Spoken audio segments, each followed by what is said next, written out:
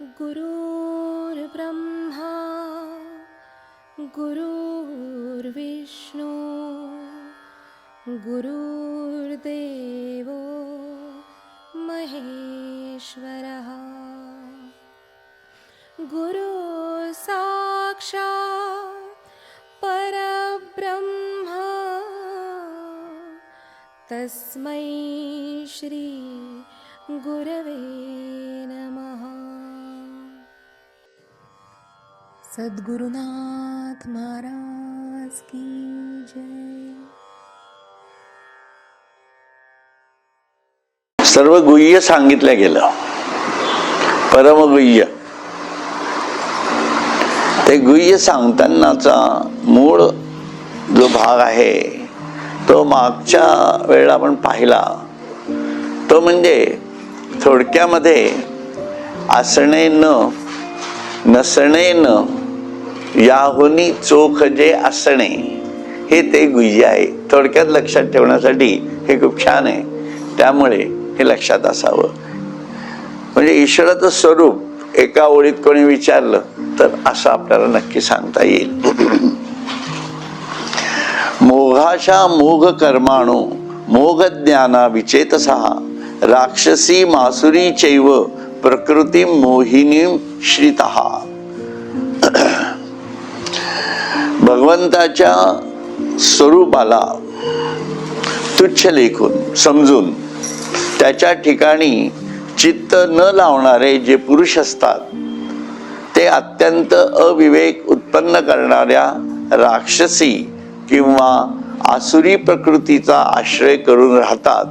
म्हणून त्याचे मनोरथ व्यर्थ होतात, त्यांचे मनोरथ व्यर्थ होतात, त्यांची कर्मेही निष्फळ होतात, त्यांचे ज्ञानही व्यर्थच असते. आता इथे जे म्हणलंय की ईश्वराच्या स्वरूपाच्या ठिकाणी चित्त न लावणारे जे पुरुष, या ग्रंथामध्ये त्यांनी फक्त सगुणच धरलेले, तसं नाहीये. हे मागच्याच वेळेला ईश्वराने आपलं स्वरूप सगळं सांगितलं, त्यामुळे तो विषय काही परत घेण्यासारखा नाहीये. ईश्वराचं स्वरूप मग ते सगुण असो का निर्गुण असो, या दोन्हीही म्हणजे ईश्वराला अर्धवट समजूनही तुम्ही ईश्वर समजून घेत असाल तरी तेही चुकीचंच आहे. त्याच्यातनं सुद्धा एक प्रकारे अहंकारच तयार होतो, जो आपण काही धर्मजाणिवेमधनं पाहतो. बघा,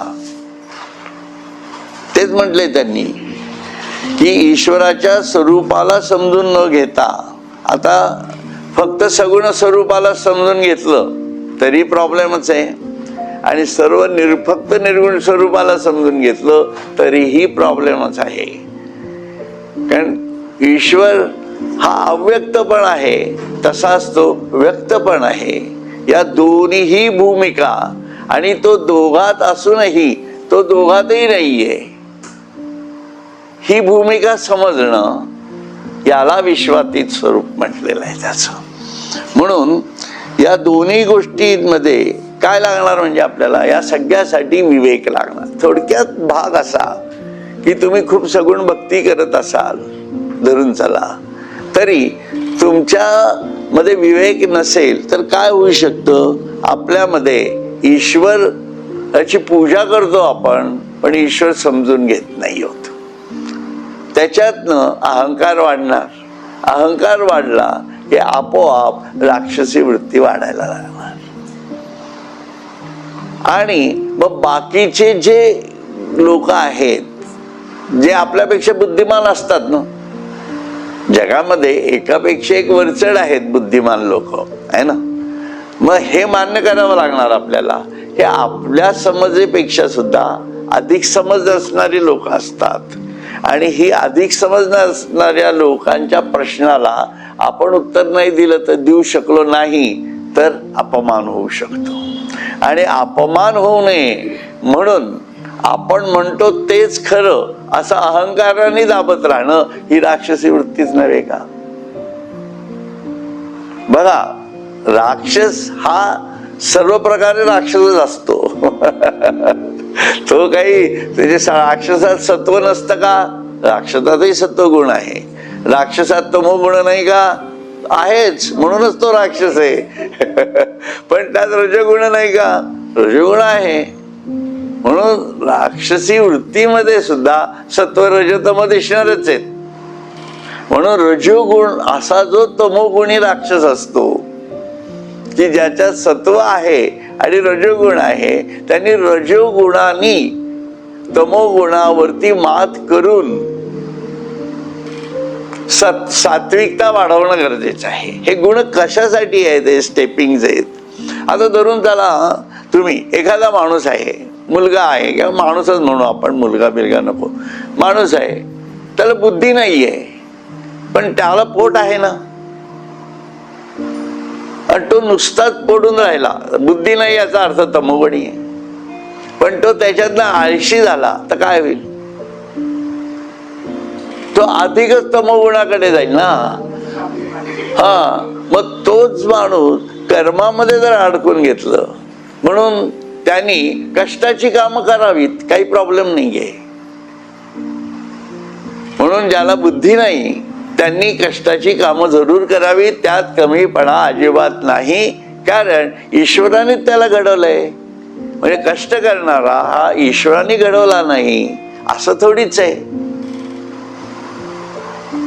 म्हणून असं समजणारा जो मालक असतो, तो ज्याला आपण हुशार म्हणू, त्याच्यापेक्षा जास्त बुद्धी आहे असं म्हणू, त्याच्यामध्ये सात्विकता कमी होते आणि तो अधिक तामसी होतो.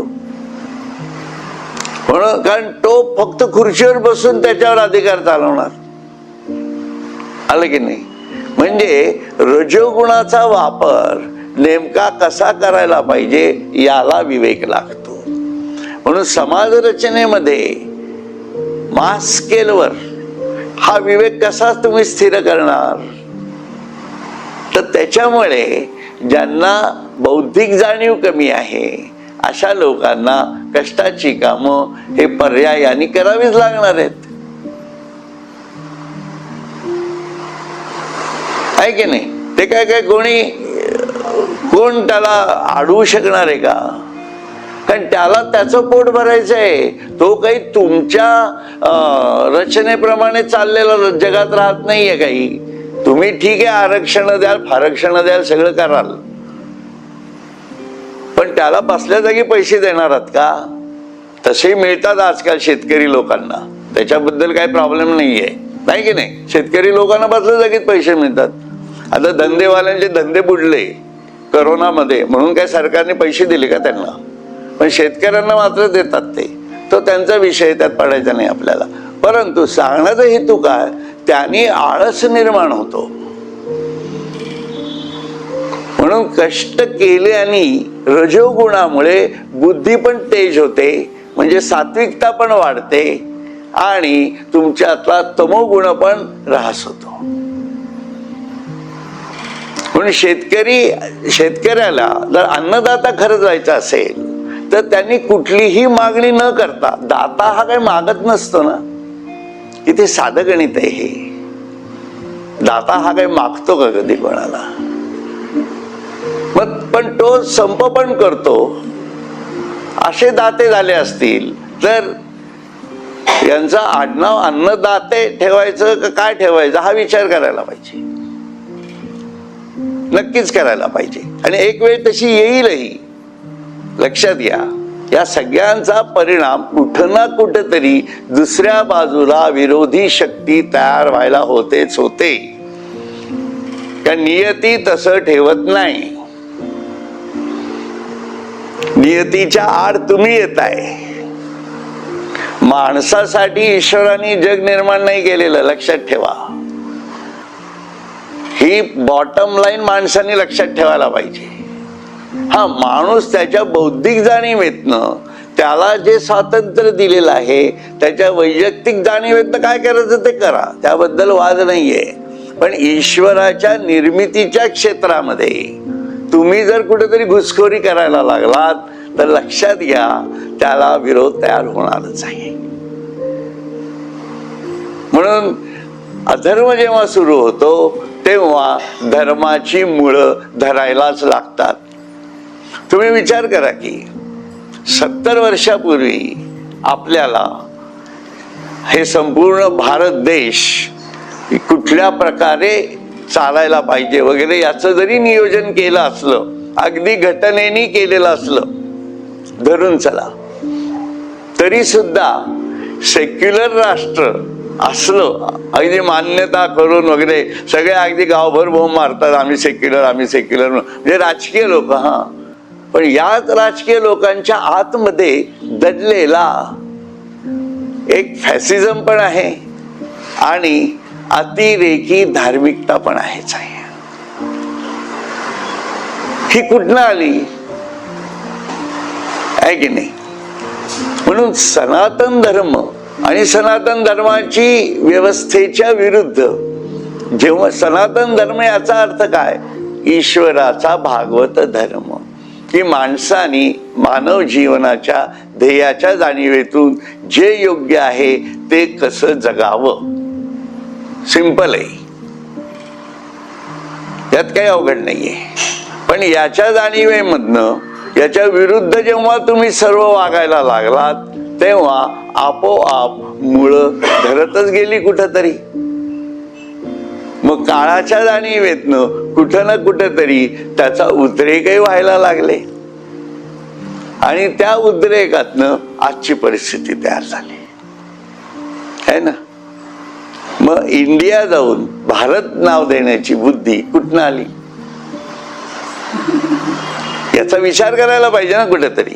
कारण याच भारताला, याच सनातन धर्म ज्याच्यात आहे त्याला विरोध करणारे गेले कित्येक वर्ष होतेच. मग त्यांचा विरोधक कुठं ना कुठेतरी काळाच्या आड तयार होत होताच, हे समजायला पाहिजे. महाभारत कशामुळे झालं? दुर्योधनामुळे झालं. पण दुर्योधन होता, त्याला कल्पनाच नव्हती की या सर्व धार्मिक जाणीवेला वेगळ्या गोष्टीतनं टर्न आउट करण्यासाठी आपल्याच वयाच्या भूमिकेतला एक बालक, लहानपणीच आपला जन्म झाला त्याच सुमारास जन्म झालेला आहे.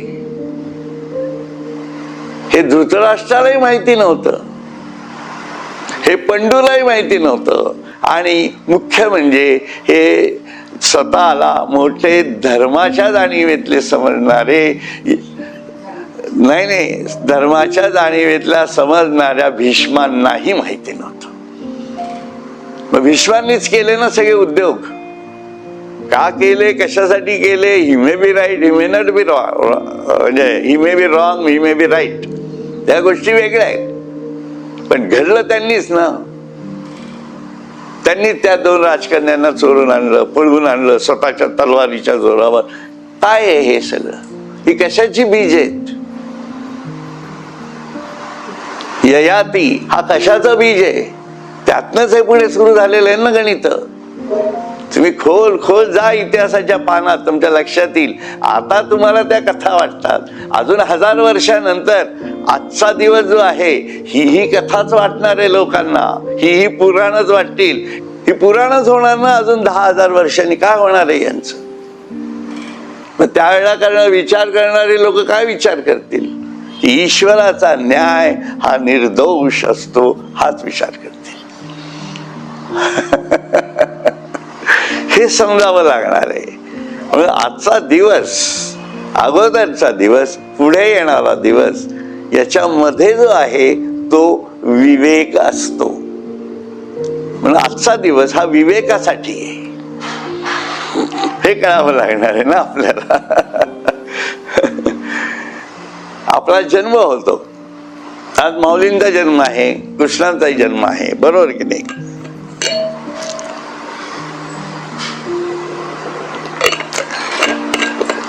जन्म ही गोष्ट, जन्म होणारा दिवस हाही विवेकच म्हणावा लागणार. कारण अव्यक्तातनं आला, पुढे कसं जगायचं हे ठरवण्याचा दिवस म्हणजे जन्म. मृत्यू हाही विवेकाचाच दिवस आहे. कारण त्यावेळेला या सर्व गोष्टी आपल्या जीवनातल्या ज्या आहेत त्या घडत घडत संपणार आहेत. आपण अव्यक्तात जाणार आहोत. हा सगळा विवेक जीवन जगत असतानाच करावा लागणार आहे. आणि तसं आपण रोजच्या रोज व्यक्तात ना अव्यक्तातच जात असतो. आपण अव्यक्तात काय घालवतो आहोत रोज हेच कळत नाही आपल्याला. हा प्रॉब्लेम आहे. ते दाब.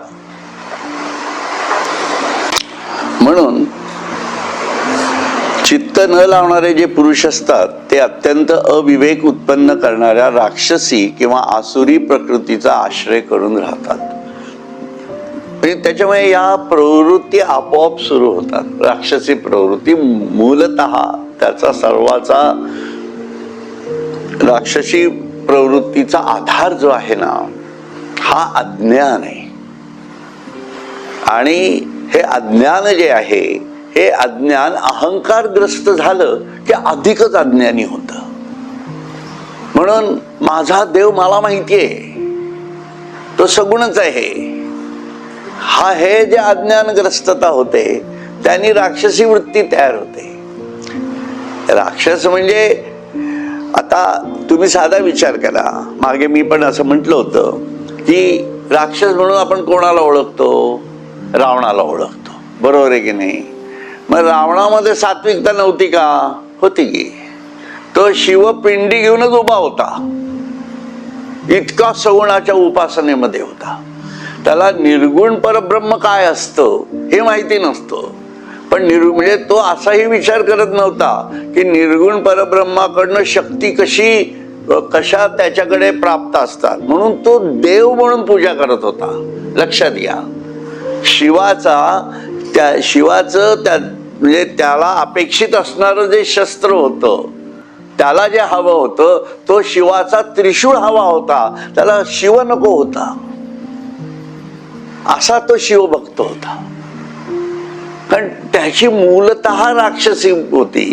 म्हणून त्याच्या हातात जेव्हा ती पिंड दिली तो पिंडीत अडकला ना. आहे की नाही? तो शिव पिंडीत अडकला. आणि प्रकृतीने जी कार्य केलं प्रकृतीच्या पद्धतीत कार्य करत होती. म्हणजे त्याची प्रकृती प्रकृतीच्या स्वरूपात कार्य करत होती आणि विश्व प्रकृती पण तिच्या स्वरूपात कार्य करत होती. म्हणून गणपती स्वरूप घेऊन अज्ञानाला अधिक अज्ञानात ढकललं. बघा तुम्ही विचार करा या कथेचा.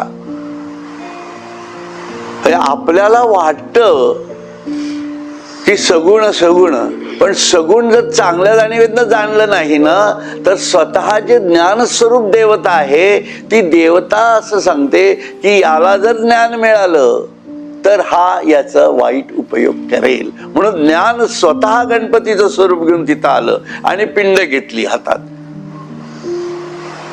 मग काय झालं? तो गेला आणि आता राक्षस गेला तिकडं. तो तर प्रकृतीने तिच्या आतल्या कार्यातनं त्याला वेळ लागला. कारण इतका वेळ धरून ठेवलेली होती पिंड साहजिक. आणि मग गणपतीने ठेवून दिला कंटाळा. लहानच आहे मुलगा तो. म्हणजे कुठलाही दोष आपल्यावरती देवतांनी न घेता विषय संपवला. म्हणून शिवतांडव नृत्य जे यांनी लिहिलेलं आहे कोणी रावणाने लिहिलेलं आहे ते तामसिक वृत्तीतनं आलेलं आहे. म्हणून ते ऐकल्यानंतर मानसिक शांती मिळत नाही हे स्पष्ट आहे. हे मी बरेचदा सांगितलेलं आहे. आता सहज विषय आला म्हणून सांगितला. एवढाच विषय आहे. मग त्यापेक्षा शिवश्लोकी वाचा स्वामी विद्यानंदांनी केलेली. म्हणजे आधुनिक भूमिकेतनं तुम्हाला जर हे करायचं असेल तर. नाहीतर मग शंकराचार्यांनी केलेली शिवाची भूमिका ती विचारात घ्या किंवा सरळ ज्ञानेश्वरीचा अभ्यास करा. कारण शिवस्य हृदयम विष्णू आणि विष्णुस्य हृदयम शिव. दोन्ही गोष्टी जर कळून घ्यायच्या असतील तर ज्ञानेश्वरांच्या हृदयातनच प्रवास करावा लागणार आहे. जो माणूस ज्ञानेश्वरांच्या हृदयातनं प्रवास करू शकत नाही भले त्याला ज्ञानेश्वर माहिती असोत किंवा नसोत, फॉरगेट इट. हे थोडक्यात या जाणीवेतनं जो जात नाही ती व्यक्ती ईश्वरापर्यंत पोहोचूच शकत नाही. सिंपल. म्हणून म्हणून जी जी व्यक्ती विश्वातीत परब्रह्मापर्यंत पोचलेली आहे ती ज्ञानेश्वरांच्या हृदयाला व्यवस्थित समजू शकते.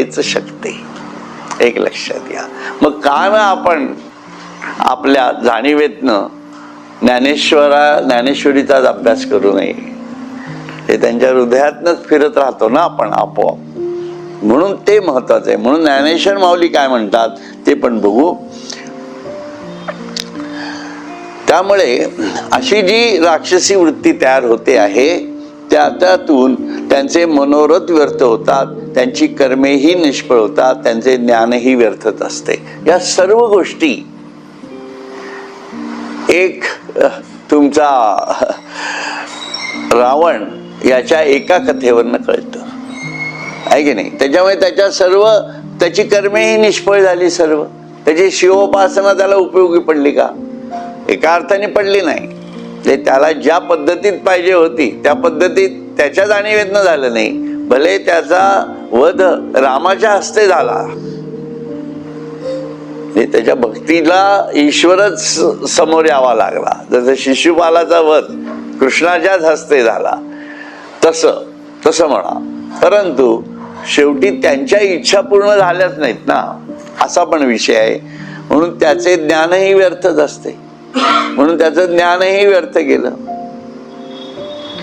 परंतु रावण गेल्यानंतर लक्षात या, लक्ष्मणाला रामाने रावणाकडे धर्म कसा असावा यासाठी ऐकून घेण्यासाठी पाठवलं होतं. फार किती लोकांना माहिती आहे मला माहित नाही. परंतु रावणाने मरणाच्या वेळेला रामाचा धर्म काय आहे ते सांगितलं. म्हणजे थोडक्यात त्याचं स्वरूप काय आहे हे काय ते सांगितलं. म्हणजे तो बुद्धिमान होता ना. म्हणजे त्याच्यामुळे रावण हा बुद्धिमान होताच होता. त्यामुळे त्याला ते कळलं, नंतर मरताना कळलं. आणि एक एक डोकं उडत उडत गेलं, त्याच्या शक्तीने परत आलं. परंतु नियतीने जी सूचना दिली विभीषणाच्या मार्फत, ती नियतीचं कार्य किती डिप्लोमॅटिक असतं हे आपल्याला याच्यातनं लक्षात येतं. मग तो अधर्म होता का? अधर्म नव्हता. ती नियती ही गुह्यच आहे. कारण धर्म का अधर्म हा न्याय माणसाने करायचाच नसतो. तो माणसाच्या जाणीवेवर नाहीये. मी म्हणतो तेच खरं वगैरे वगैरे हे सगळं खोटं आहे. तू म्हणतो ते खरं ना, मग ते नक्की खोटं आहे असं समजा. ज्ञानेश्वर काय म्हणतात, ते खरं म्हणत असेल हा ठीक आहे, मग ते खरं असेल असो. म्हणून या लागी जन्मले ते मोघ, जैसे वर्षीये वीण मेघ, का मृगजळाचे तरंग दुरुनीची पहावे. अथवा कोल्हेरीचे असिवार, ना तरी ओडंबरीचे अलंकार, की गंधर्व नगरीचे आवार आभासती गा का. म्हणूनच ज्याप्रमाणे वर्षा ऋतू वाचून आलेले मेघ व्यर्थ असतात किंवा मृगजळाचे तरंग केवळ दुरून पाहण्याजोगे असतात, त्याप्रमाणे भगवंताच्या सगुण स्वरूपाला भौतिक समजून तुच्छ लेखणारे लोक व्यर्थ जन्माला आले म्हणजे त्यांचा जन्म व्यर्थ असतो. किंवा जसे मातीचे घोडेस्वार दिसावे, किंवा जसे गारुड्यांनी केलेले अलंकार दिसावे, किंवा जशी आकाशातील ढगांची नगराप्रमाणे दिसणारी रचना असते. म्हणून भगवंताच्या, आता यांनी जे म्हटलेलं आहे ना इथं तेही बघा तुमच्या, या लागी जन्मले ते मोघ, जैसे वर्षीये वीण मेघ, का मृगजळाचे तरंग दुरुनीची पहावे. अथवा कोल्हारीचे असिवार, ना तरी ओडंबरीचे अलंकार, की गंधर्व नगरीचे आवार आभासती का. साबरी वाढिनला सरळावरी फळ नाही, आत पोकळा का स्तन झाले गळा. शेळीये जैसे तैसे मूर्खांचे तयाजी आले, आणि धिक कर्म तयांचे निपजले. जैसे सावरी फळ आले घेपना दिसे. आता मी हे सगळे जे 75 पर्यंत 175 पर्यंत जे श्लोक वाचले याच्यामध्ये फक्त वर्णन केलेलं आहे ज्ञानेश्वरांनी. याच्यात कुठेही सगुण का निर्गुण असा शब्दाचा उल्लेख नाही. तरी लेखकाने लिहिताना काय लिहिले बघा, असं मी म्हणतोय तुम्हाला. हा बुद्धिभेद होतो इथं. म्हणून जाणत्यांना हे कळलं पाहिजे की बुद्धिभेद कुठं होतोय लक्षात. कारण याच्यात कुठंच म्हटलेलं नाही. पण यांनी भाषांतर करताना काय केलंय, म्हणूनच ज्याप्रमाणे वर्षा ऋतू वाचून आलेले मेघ व्यर्थ असतात मान्य, किंवा मृगजळाचे तरंग केवळ दुरून पाहण्याजोगे असतात मान्य, त्याप्रमाणे भगवंताच्या सगुण स्वरूपाला भौतिक समजून तुच्छ लोकणं, म्हणजे हे जे मानतात ना ते सगुण स्वरूपाला भौतिक समजून तुच्छ लेखणारे लोक व्यर्थच जन्माला आले आणि त्यांचा जन्म व्यर्थ असतो. तसं नाहीये ते. ऍक्च्युली त्यांना म्हणायचंय काय की त्याप्रमाणे गंधर्व, आणि असं यांनी इथं हे काढलेलंच नाहीये बेसिकली. अजून ज्ञानेश्वरांनी असा इन्फरन्स काढलेलाच नाहीये. इन्फरन्स कुठेही या 175 मध्ये दिलेला नाहीये. त्यांनी फक्त वर्णन दिलेली आहेत. काय वर्णन दिलेलं आहे तेवढं आपण बघू, म्हणजे तुमच्या लक्षात येईल. वर्षा ऋतू वाचून आलेले मेघ व्यर्थ असतात. ओके, वर्षा ऋतू वाचून आलेले मेघ हे सगळं दिसणार आहे, पडणार आहे, दृश्य स्वरूप आहे. किंवा मृगजळाचे तरंग केवळ दुरून पाहण्याजोगे असतात. आता ही उपमा का देत आहेत ज्ञानेश्वर माऊली, हेच समजून घेतलेलं नाहीये या लेखकांनी याच्यामध्ये, असं दुर्दैवाने म्हणावं लागतं मला. असो, त्याप्रमाणे भगवंताच्या स्वरूपाला भौतिक समजून तुच्छ लेखणारे लोक व्यर्थ जन्माला आले, असं कुठं म्हटलंय? असा एकतरी शब्द आहे का याच्यात? किंवा गंधर्व नगरीचे आवार आभासती का. पुढे लागलीत पुढची उपमा आहे. साबरी वाढीनल्या सरळा, वरी फळ नाही आत पोकळा, का स्तन झाले गळा शेळिया जैसे. म्हणजे बघा 174 बघा काय म्हणतात. साबर निवडुंगाचे झाड सरळ वाढले तरी त्याला फळ नसल्यामुळे व आतून पोकळ असल्यामुळे ते तसे निरर्थक असते, किंवा शेळीच्या गळ्याला असलेले स्तन निरर्थक असतात. अजूनही इन्फरन्स काढलेला नाहीये ज्ञानेश्वर माऊलींनी. बघा पुढे आता. तैसे मूर्खांचे तया जियाले आणि धिक कर्म तयांचे निपजले, जैसे सावरी फळ आले घेपे ना दिजे. किंवा सावरीच्या झाडाला आलेले फळ घेता येत नाही व देता येत नाही, त्याप्रमाणे भगवंताच्या, आता परत त्यांनी इथं गडबड केली बघा, भगवंताच्या म्हणून सगुण शब्द वापरूच नका, भगवंताच्या स्वरूपाचा अनादर करणाऱ्या त्या मूर्खांचे जीवन व त्यांच्याकडून घडलेली कर्मे व्यर्थ होत. ह्याच्यात कुठंही सगुण शब्द वापरलेला नाही ज्ञानेश्वरांनी. हे मी तुम्हाला उदाहरणासहित दाखवत आहे. म्हणून हे खूप समजून वाचावं लागतं आपल्याला कुठल्याही गोष्टी. आणि काय प्रत्येक ग्रंथाचा काहीतरी ग्रंथकर्ता जो असतो ना, तो स्वतःच्या भावना त्याच्यात घालतोच. पण आपल्याला फक्त ज्ञानेश्वरांचं हृदय शोधायचंय, बाकी कोणाच्या याच्यात भानगडीत पडायचं नाहीये, आहे की नाही. म्हणून ती भूमिका आपल्याला घेता यायला पाहिजे. तुमच्याकडे कुठली दोन्ही दांडेकरांची असेल किंवा आपल्या दांडेकरांची असेल किंवा साखरे महाराजांची असेल, ही थोर विद्वान मंडळी आहेत, काही प्रॉब्लेमच नाहीये यांचा रेफरन्स घ्यायला. परंतु त्यातनं ज्ञानेश्वरांचं हृदय नेमका असं असेल का, हा प्रश्न पडला पाहिजे. नाही तर काय होतं, म्हणजे इवन अभंग ज्ञानेश्वरी सुद्धा, अभंग ज्ञानेश्वरी तुम्ही वाचा, तुमच्या लक्षात येईल की स्वामी स्वरूपानंदांनी असला कुठलाही गोंधळ घातलेला नाहीये. कारण त्यांनी थेट ज्ञानेश्वरांच्या हृदयाशीच चांगलं घातलेली. मग म्हणून ते ग्रंथ अनमोल होऊन जातात. Basically Dnyaneshwari itself is a very, म्हणजे वेगळा दैवी ईश्वराचे वेद असल्यासारखा ग्रंथ आहे हा. त्यामुळे या ग्रंथाचं महत्व ग्रंथकर्त्याच्या जाणीवेतून समजून घेतलं ना तर ते विशेष आहे. आता मी तुम्हाला ज्ञानेश्वरी सांगतो, बरोबर आहे की नाही. म्हणून आपण जो वेद घेत असतो तो त्या भूमिकेतनं सांगतो, पण माझ्या वैयक्तिक काहीतरी भूमिकेतनं परत फरक पडतोच आहे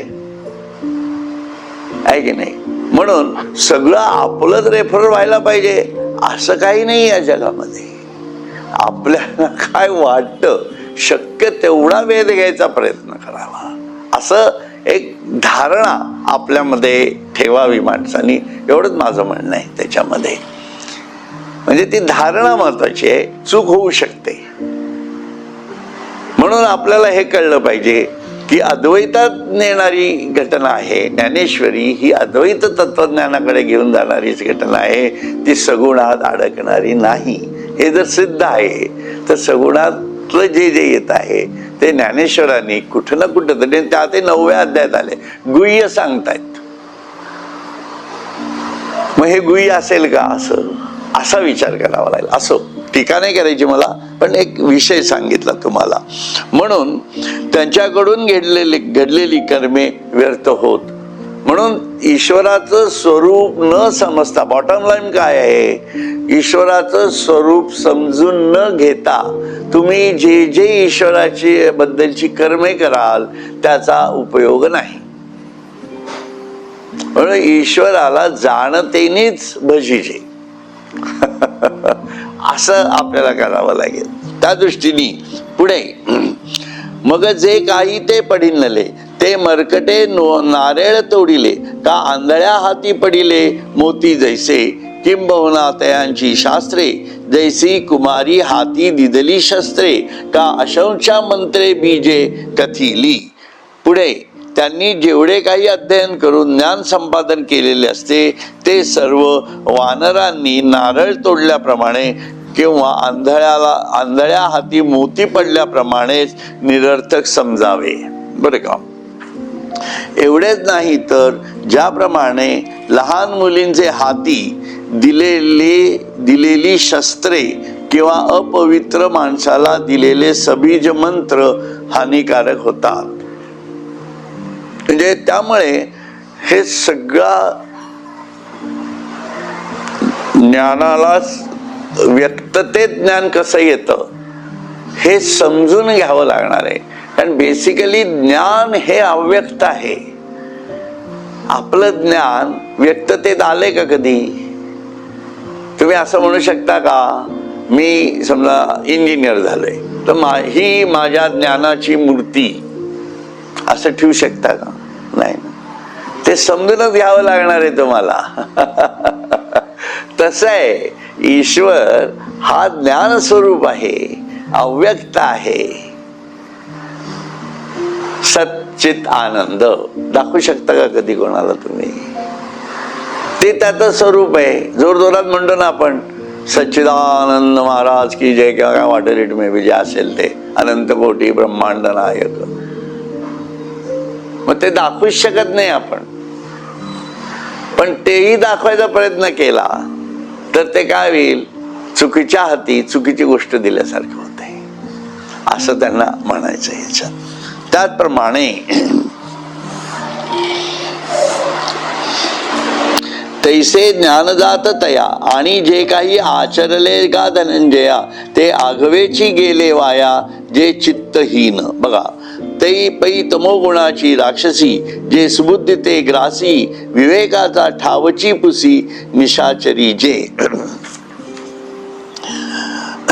त्याचप्रमाणे माझ्या, परत त्यांनी सगुण घेतलं बघा, माझ्या सगुण परमेश्वराच्या ठिकाणी आदरयुक्त चित्त नसल्यामुळे त्यांचे नाना प्रकारचे ज्ञान व नाना प्रकारचे धर्माचरण ही सर्व व्यर्थ होत.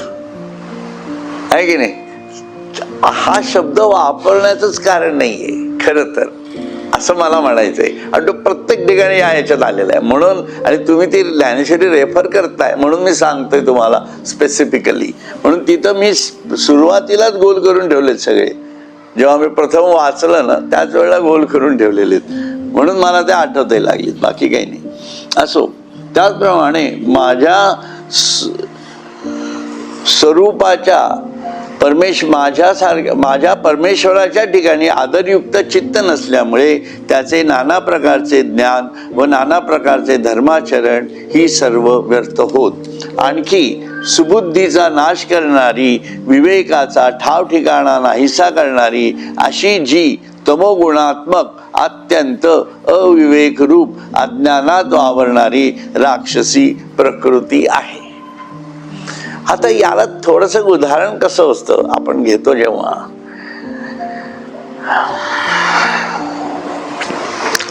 की पुजारी असा एक विषय घ्या, त्याच्या इतका सगुणाच्या मूर्तीजवळ असणारी व्यक्ती कोणी आहे का या जगात?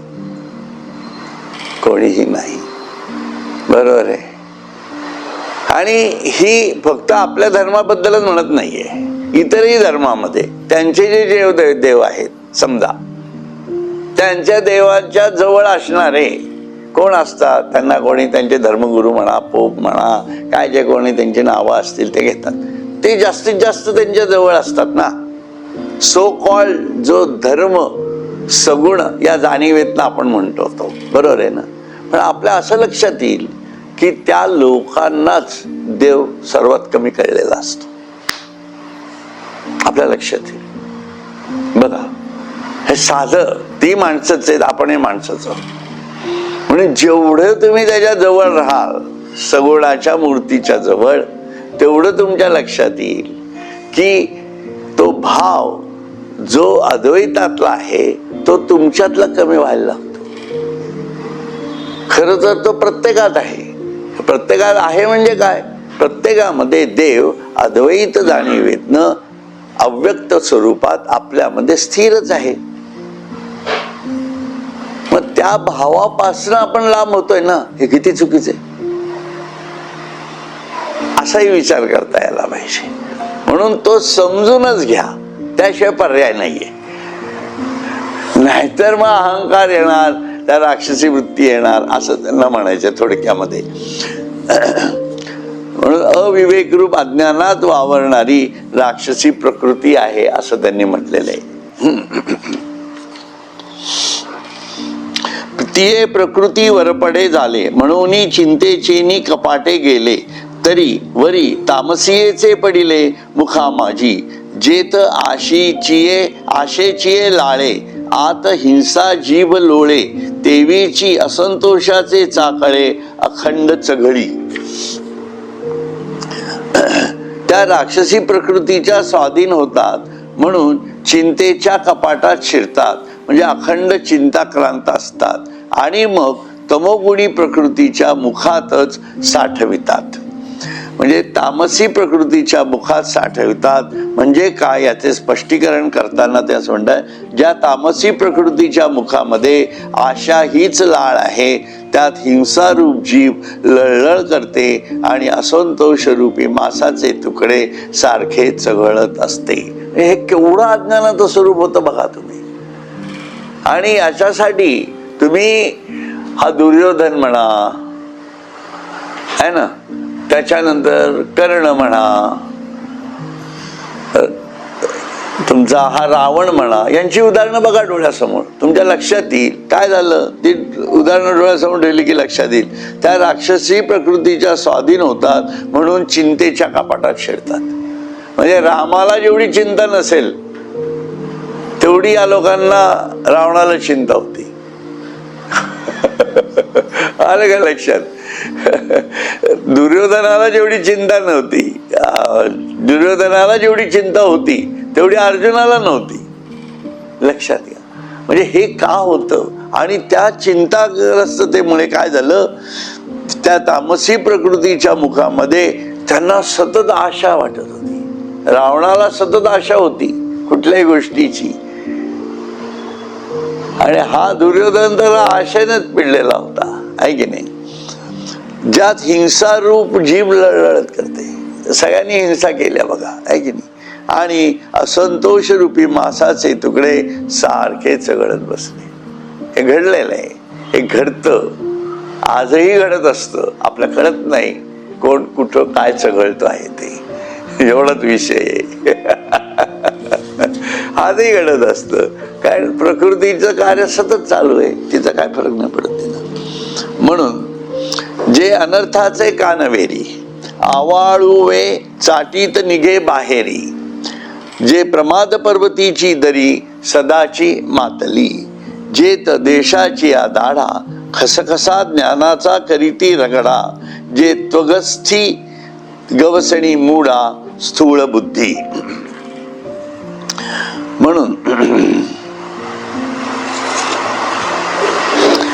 ती जीभही अनर्थ म्हणजे दुःखद परिणाम हाच कोणी कान, त्या कानापर्यंत ओठ चाठीत बाहेर निघते. काय वर्णन आहे बघा, आहे की नाही.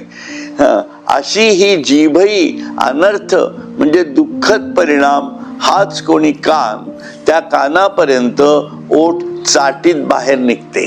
म्हणजे एवढं त्या अज्ञानाने ते सगळं चाललेलं आहे. हे ते जिथं जाईल तिथं असं असो. अशी ही राक्षसी प्रकृती प्रमाद जाणून बुजून पाप करण्याची प्रवृत्ती हाच कोणी पर्वत, त्या पर्वताची सदा माजलेली दरीच होय. त्या राक्षसी प्रकृतीच्या माणसाच्या ठिकाणी अखंड पाप करण्याची किंवा दुसऱ्याला दुःख देण्याची प्रवृत्ती भरलेली असते. दुसऱ्याला सुख द्यावे हे त्याच्या मनात कधीच येत नाही असा अर्थ. म्हणून ही जी राक्षसी वृत्ती म्हटलेली आहे याला आसुरी संपत्ती म्हटलेलं आहे. आणि ती काम, क्रोध, मोह, मद, मत्सर, बेसिकली अज्ञान यातनं तयार झालेली आहे असं मी म्हणतो. म्हणून ज्या ठिकाणी तामस प्रकृतीच्या द्वेषरूपी दाढेने विचाररूपी ज्ञानाचा निश्चयच चुराडा केला जातो, जी तामसी प्रकृती स्थूल बुद्धी म्हणजे स्थूल पांचभौतिक शरीराधिक सत्य आहे अशी बुद्धी उत्पन्न करून मूर्खांना त्वचा आणि अस्थि यांची गवसणी करते. म्हणजे शरीराहून मी भिन्न आहे असा विवेक होऊ देत नाही. म्हणजे शरीराहून भिन्न होऊ देत नाही अशीच वृत्ती होते. म्हणून देवाला सुद्धा त्या सगुणातनं बाहेर पडून देत नाही अशी ती वृत्ती तयार होते. म्हणजे हे झालं, हे एक याचं स्वरूप झालं. लक्षात घ्या, मी अर्धवट दोन्ही गोष्टी म्हणतोय, याला पण काही अर्थ आहे. म्हणून सगुणाचंही महत्व आहे आणि नाही, निर्गुणाचंही महत्व आहे आणि नाही, आणि तो सगुण आणि निर्गुण याच्या पलीकडे. महत्व कशाला आहे? सगुण आणि निर्गुणाच्या पलीकडे असणाऱ्याला महत्व आहे. तुझं सगुण म्हणो की निर्गुण रे, सगुण निर्गुण एक गोविंदू रे. म्हणजे तो गोविंदू, तो कृष्ण जो जन्माला आपल्याला असा आज वाटतो, त्याचं स्वरूप कृष्ण म्हणूनही नाहीये. तो शिवस्थितीमध्ये असणार ईश्वराचं परब्रह्म स्वरूप आहे. कृष्ण म्हणून तो आला, शिव आले कृष्ण म्हणून, राम म्हणून आले. पण कृष्ण म्हणजे देव का, हा प्रश्न आला. म्हणून कृष्णाला कुठल्या भूमिकेतनं तो आला ते समजून घ्या, म्हणजे कृष्ण कळेल. आणि कृष्णाचं खरं निर्गुण स्वरूप काय आहे ते समजून घ्या, म्हणजे सगुण आणि निर्गुण या दोघांनाही निर्माण करणारा जे परब्रह्म स्वरूप आहे ते कळेल.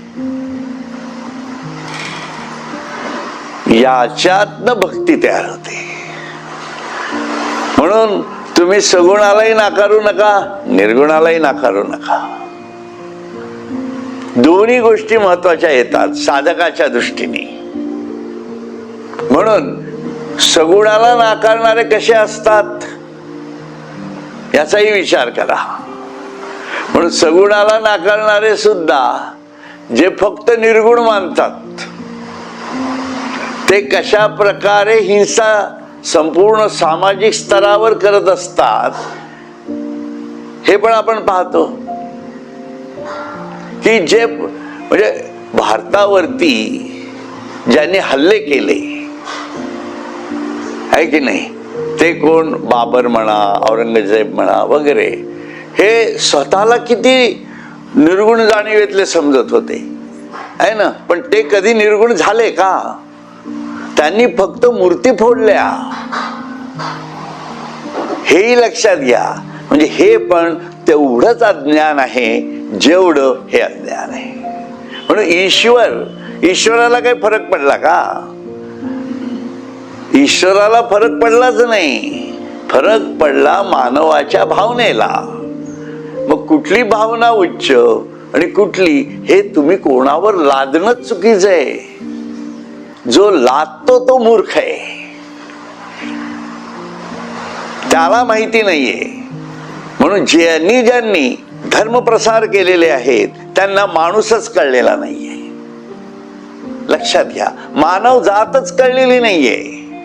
स्वतःच्या क्षुद्र बुद्धीतनं आपण म्हणतो तेच खरं असं जे लादतात, त्यांच्यासारखे मूर्ख माणसं या जगात कोणी नाहीत. त्यांचं कोणीच ऐकू नये असं माझं म्हणणं आहे. आणि धर्म वगैरे तर कोणीच सोडू नयेत स्वतःचे. आपला धर्म काय आहे हे समजून घ्या.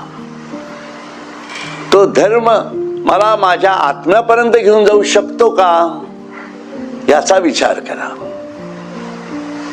मग आत्म्यापर्यंत जायचं कसं हे कळलं पाहिजे. ते न सांगता तुम्ही इतरांचे धर्म बुडवा म्हणजे तुम्हाला ईश्वरापर्यंत जाता येईल असे सांगणारे मूर्ख. लक्षात घ्या. म्हणून मूर्खांच्या लक्षणांमधलं अजून एक ऍडेड मूर्ख लक्षण असेल तर हे आहे, जे एखाद्या वेळेला रामदास स्वामी विसरले असतील. सॉरी टू से, पण हे स्पष्ट आहे. बरोबर आहे की नाही? हे स्पष्टपणे समजलं पाहिजे माणसाला. कारण जीवन आपलं आहे. असं काय करताय तुम्ही? मग म्हणून माझा धर्म मला कळला पाहिजे ना व्यवस्थिशीर. जसं हिंदू धर्म आहे, इतर धर्म आहेत, हे माणसाने निर्माण केलेले आहेत. त्याचे चालक कोण आहेत? माणसं आहेत ना. चालवतंय कोण हे धर्म?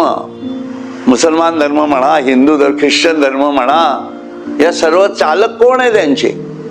आणि यांच्या कुठल्याही चालकाला देव काय हे कितपत माहिती आहे हे ज्याचं त्यांनी ठरवायचंय. म्हणून आणि ठरवायचंय काय तर मला माझ्या धर्माच्या जाणीवेतनं ईश्वर कळतो की नाही. कारण ईश्वर हा कोणाला मारायला बसलेला नाहीये इथं. आणि तसा बसला असेल तो तो ईश्वर नसलेला बरा असं म्हणावं, असं माझं म्हणणं आहे.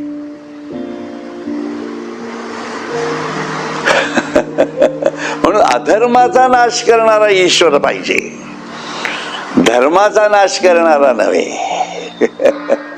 म्हणून धर्म काय हे प्रथम कळलं पाहिजे माणसाला. म्हणून भगवान श्रीकृष्ण हे अधर्माचा नाश करणारे होते, धर्म पाळणाऱ्यांचा नाश करणारे नव्हते. दुसऱ्याच्या दुबळेपणाला, कमकुवतपणाचा फायदा घेऊन त्याचा धर्म भ्रष्ट करणारे नव्हते. लक्षात ठेवा. मग कारण या माणसाच्या दुर्बलतेच्या खूप मोठ्या गोष्टी आहेत. भीती नावाची वस्तू आहे, गरिबी नावाची वस्तू आहे, खाणं पिणं, इतर भुका.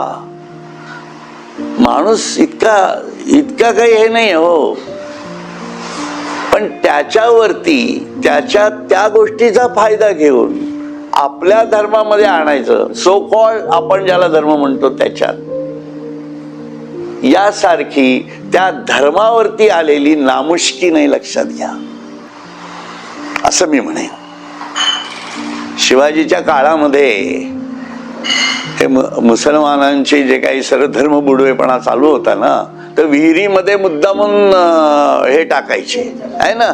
म्हणजे त्या धर्मावरती आलेली नामुष्की आहे ना ही, की तुमच्या धर्माकडे असं तत्वज्ञानच नाही की जे तत्वज्ञान माणसाच्या पूर्णत्वापर्यंत तुम्हाला घेऊन जाऊन पोस्ट करू शकेल. आणि इतरांचा नाश न करता, इतरांचं स्वातंत्र्य न बिघडवता, हे तर कळलंच पाहिजे ना कुठेतरी. मग हे अपूर्णत्व ज्याच्यामध्ये आहे त्या अपूर्णत्वाला पूर्णत्व मानणारी लोक मूर्खच म्हटली पाहिजेत ना. मग ते लक्षण लिहायचं राहिलं दासबोधातलं असं मला म्हणायचंय. असं खूप स्पष्ट केलं या गोष्टी मी, आणि या स्पष्ट आहेत आणि या धर्म जाणीवेतल्या आहेत, लक्षात ठेवा. आणि याच्यासाठी माणसांनी घाबरण्याचं काही कारण नाही. संभाजी महाराज सुद्धा घाबरले नाहीत. आपण कशासाठी घाबरायचं आहे ना? आहे अगदी सरळ गणित आहेत. आणि आजकालच्या दिवसात तर या जाणीवांमधनं जो मुख्य माणूस आहे आपला, तो पण तेवढाच प्रगल्भ आहे. मग कशाला घाबरायचंय? म्हणजे शिवाजी महाराज असताना तानाजी म्हणणे घाबरण्यासारखा प्रकार येतो. मावळे घाबरले का शिवाजी महाराज असताना? मग तशातला प्रकार झाला ना. मग तुमच्या ज्या खऱ्या धार्मिक भूमिका आहेत, ज्या खऱ्या सत्य आहेत, ज्या श्रीकृष्णाच्या मुखातनं आलेल्या आहेत, ज्या ज्ञानेश्वरांच्या जाणीवेतनं प्रगल्भ झालेल्या आहेत, या सर्व भूमिका त्याच भूमिकेतनं आपल्याला घेता यायला पाहिजेत. आणि त्याचा सार्थ अभिमान समाज जीवनावरती बिंबित करता यायला पाहिजे, असं मी म्हणतोय. याचा अर्थ बाकीच्यांना आपण दोष देत नाही आहोत. अपूर्णता ही असणारच आहे, मान्य आहे. पण पूर्णता काय आहे ते समजून घ्या, म्हणजे कळेल अपूर्ण काय आहे ते. म्हणून सर्व बाकीचे धर्मग्रंथ मान्य आहेत, पण ते कुठल्या ना कुठल्या तरी जाणीवेतनं अपूर्णच आहेत, हे त्यांनाही मान्य करणं गरजेचं आहे. म्हणून भगवद्गीतेसारखा ग्रंथ, उपनिषदांसारखे ग्रंथ, वेदांसारख्या भूमिका या पूर्णत्वापर्यंत घेऊन जाणार आहेत. आपल्याच नव्हे तर संपूर्ण विश्व जीवनाला पूर्णत्वापर्यंत घेऊन जाण्याची ताकद राखणारे आहेत. हे परम सत्य आहे आणि हाच खरा धर्म आहे, लक्षात घ्या. म्हणून हा माणसासाठीच तयार केलेला आहे. हा काही जनावरांसाठी केलेला नाहीये. असं आपला विचाराची धारणा ठेवणं अत्यंत गरजेचं आहे, असं मला वाटतं. असो, म्हणून पुढे ज्ञानेश्वर माऊली काय म्हणतात बघा.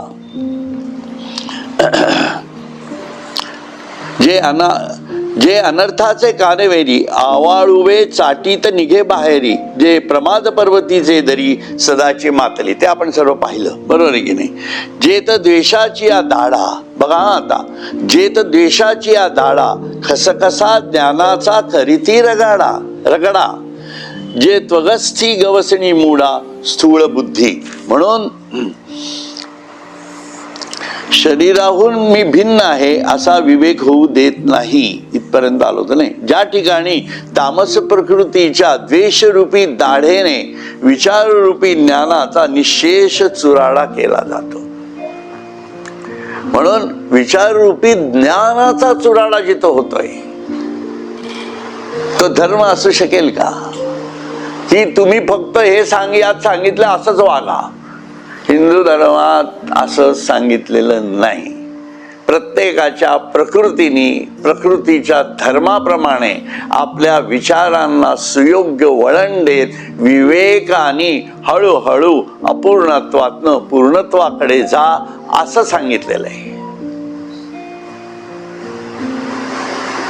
त्याच्यामध्ये कुठेही अन्याय, कोणावरती अन्याय, कोणाच्या स्वातंत्र्यावरचा अन्याय अभिप्रेतच नाहीये. तू समजून घे देव, दुसऱ्याला समजेल न समजेल हा तुझा विचार नाहीये. म्हणून आपल्याकडे देवाच्या बाबतीत कुठलीही बंधनं नाहीयेत. आजच्या दिवशी सुद्धा कोणी देवपूजा केलीच पाहिजे असंही बंधन नाहीये. याला काही कारण आहेत ना? का हे काय विनाकारण तयार केलंय का? आपल्याकडे काय असे नियम आहेत का की रोज संध्याकाळी 6 वाजता पूजा करून बसलंच पाहिजे, सकाळी उठून केलंच पाहिजे? पूर्वी असेल एखाद्या वेळेला, परंतु समाज जेव्हा विकसित होतो तेव्हा प्रत्येकाचा देव हा त्याच्या आत बसलेला आहे हे समजणं आणि त्याच्या आत बसलेला देवच त्याला बुद्धी देईल. आणि मी काय देऊ शकत नाही त्याला बुद्धी, मी सांगू शकतो, परंतु प्रकृती त्याला धडा देते. यू नीड नॉट वरी, आहे ना? माणसावरती गरिबी काय येते, विविध प्रकारची शारीरिक दुःख काय येतात, त्याचा तो करेल ना विचार. सर्व तत्वज्ञान याच्यातनंच आलेलं आहे ना. विकास कशामुळे झालेला आहे? याच्यातनच झालेला आहे ना. जेव्हा त्या हिरोशिमा आणि नागासाकीवर बॉम्ब हल्ले झाले, संपूर्ण समाज खलास झाला. लोकांनी डोळ्यात देखत पाहिलीत आपली माणसं मेलेली आणि कशा चिंधड्या उडलेल्या आहेत त्या. मग काय केलं बाकीच्यांनी? कुठल्या धर्माने काय सांगितलं? पण त्यांचे ते उभे राहिले. हा धर्म आहे हे म्हणतोय मी. One has to understand himself. Japan मधली लोक काय आपल्याला सांगायला आली का आमच्या धर्मात या म्हणून? कुठल्या धर्मातली लोक आली? हेच आले बाकीचे लोक भारतावर स्वाऱ्या करायला. कारण तत्वज्ञान असं असूच शकत नाही. इतकं स्पष्ट आहे बघा, आहे की नाही? आणि आपल्या समोर घडलेली उदाहरणं आहे ती. तुम्हाला कोणी म्हणतं का जपानी लोक येऊन की तुम्ही आमच्या धर्मात या म्हणून? मग इथं कशासाठी पाहिजे? इथला समाज चांगला असेल वाईट असेल जसा असेल तसा पडू द्यात ना बॉम्ब, काही प्रॉब्लेम नाही. भारत उठेल. यू नीड नॉट वरी.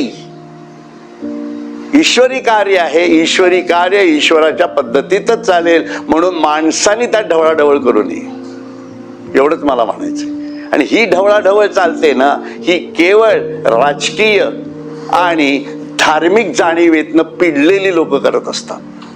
आणि ते सर्व खुजा बुद्धीचे असतात, लंगडे असतात. लक्षात घ्या.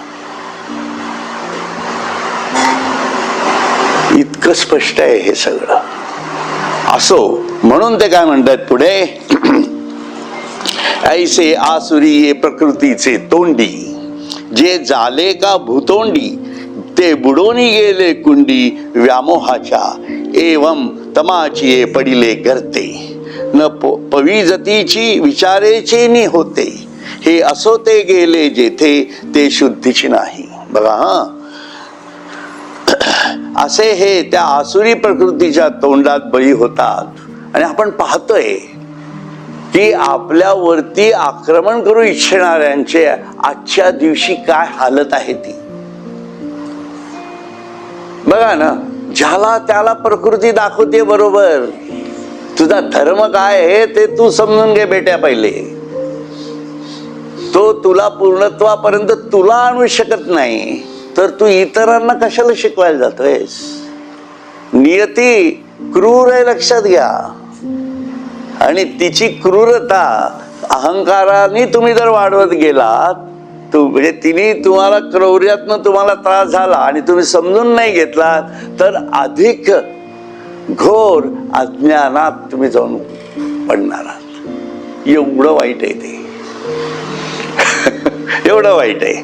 त्यामुळे आसुरी प्रकृतीच्या तोंडात बळी होतात व ते अर्जुना अज्ञान भ्रांतीच्या डोहात बुडून जातात असे समज. कारण हे कसंही माहितीये का, हे तुम्ही वैयक्तिकही घेऊ शकता आणि सामाजिक म्हणजे वैश्विक जाणीवेतही घेऊ शकता. कारण दोन्ही ठिकाणी प्रकृती कार्य करतीये. म्हणून मी हे दोन्ही गोष्टी घेतोय.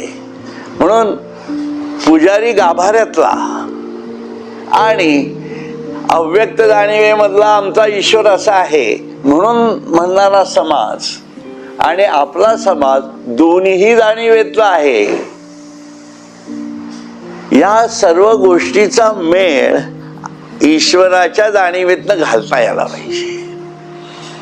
म्हणून मेळ कुठं बसतो की तू सगुण हे समजून घे, त्याच्या आधाराने हे निर्माण कसं झालं सगळं हेही समजून घे, हे अव्यक्तातनं कसं आलं हेही समजून घे. म्हणून एकांगी जाणीवेतनं कुठलीच गोष्ट करू नकोस. असं जो करेल तोच माझ्यापर्यंत येऊन पोचतो. संपला विषय. हा मेळ आहे. म्हणून जे चोख असणं आहे त्याचाच अभ्यास करा. असणे न नसणे न याहुनी चोख जे असणे है ना. हे कळत नाही. म्हणजे या ओव्या कशा घेतल्या पाहिजेत, कुठल्या जाणीवेतनं फिरल्या पाहिजेत आणि आत्ताच्या काळाच्या दृष्टीने हे पण कळावं लागणार आहे.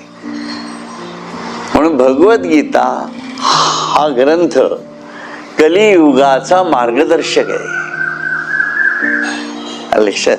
आणि जे अज्ञानी लोक आहेत त्यांनी रामाच्या सगुण जाणीवेला समजून घ्या आणि रामनामानी तुम्ही वैखरीमधनं रामनाम घ्या, तिला मध्यमेतनं पश्चंतीत आणा, परेमध्ये शिरा, म्हणजे खरा राम काय शून्यावस्थेत असतो हे कळेल. अशी सुरुवात आहे सगळी. कारण हा सरळ मार्ग आहे, लक्षात घ्या. आणि याशिवाय दुसरा मार्ग ईश्वराकडे जाण्याचा कुठलाच असू शकत नाही. आणि हाच धर्म. मग हा हिंदू का मुसलमान का ख्रिश्चन हा विषय नाही. तू माणूस आहेस ना.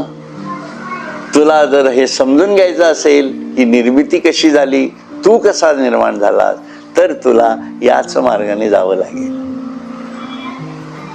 इतकं संपल आहे ते, लक्षात. कारण या रचनाच तशा आहेत. परा पश्यंती मध्यमा, परेपर्यंत जाणं गरजेचं आहे. राम कसा कळेल त्याशिवाय. म्हणून नुसत्या नामजपाला महत्व नाही का? आहे. पण ते तुम्हाला मध्यमेत आणि पश्चंतीत जाण्यासाठी हवं आहे. पण तुम्ही नुसतंच वैखरीत राहिलात तर चालेल का? चालणार नाही. तसं तो विचार, असा विचार करा म्हणजे तुमच्या लक्षात येईल की याला विरोधही आहे आणि याला विरोध नाही पण आहे, असं गणित येते. म्हणून तसेच ते तमोगुणाच्या खाईतच पडलेले असतात. विचारांच्या हाताला कधी सापडत नाहीत. असो काय सांगू, त्यांची काय गती होते याचा पत्ता लागत नाही, किंवा आपली काय गती झाली हे त्यांना समजत देखील नाही. अशी जी लोक आहेत जे अर्धवट ज्ञानाने पीडित आहेत, यांची गत किती वाईट आहे हे तुमच्या लक्षात या. दोन्ही गोष्टी सांगितलेल्या आहेत त्यांनी याच्यामध्ये. असो म्हणून असोत ये वायाणी कायसी मूर्खांची बोलणी, वाया वाढविता वाणी शिणे लहान. ऐसे बोलिले देवे तेत जी म्हणितले पांडवे, आईके जे तो वाचा बिसवे ते साधू कथा. म्हणून या राक्षसी प्रकृतीच्या मूर्ख लोकांचे वर्णन करणे व्यर्थ आहे.